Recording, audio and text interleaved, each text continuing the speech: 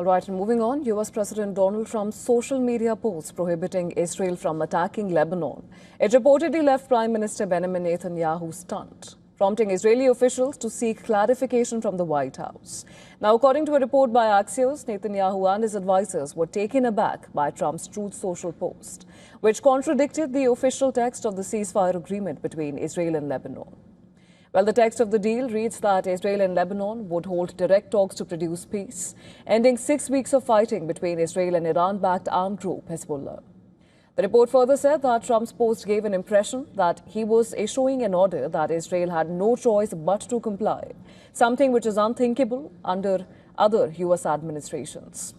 Axios cited the Israeli sources suggesting that Netanyahu was alarmed by Trump's statement. The U.S. president, in veiled warning to Israel, had said, and I'm quoting him here, Israel will not be bombing Lebanon any longer. They are prohibited from doing so by the United States. Enough is enough.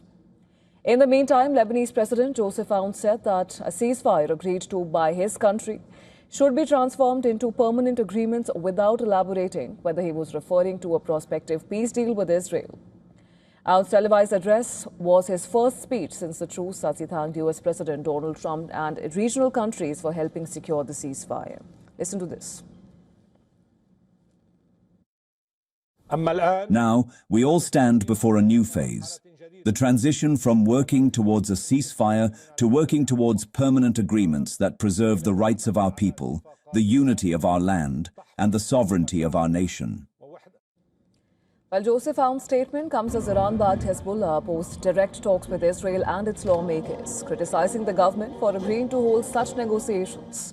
However, Aoun has clarified that the negotiations are not a sign of weakness, nor a retreat or a concession.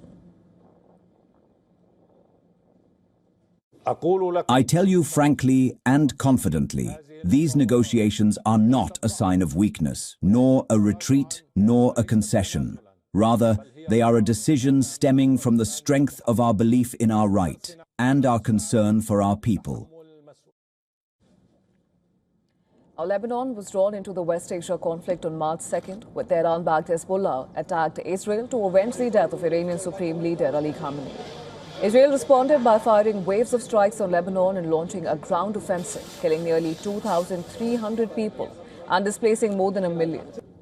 On Thursday, Trump said that he would invite Aoun and Israeli Prime Minister Benjamin Netanyahu to the White House for talks between the two countries. Now, it was not immediately clear if a date was set for the talks, which would be a major milestone for Lebanon and Israel. In a related development, thousands of supporters of Yemen's Houthi rebels rallied in the capital Sana'a to express solidarity with Lebanon following a ceasefire that ended weeks of cross-border hostilities.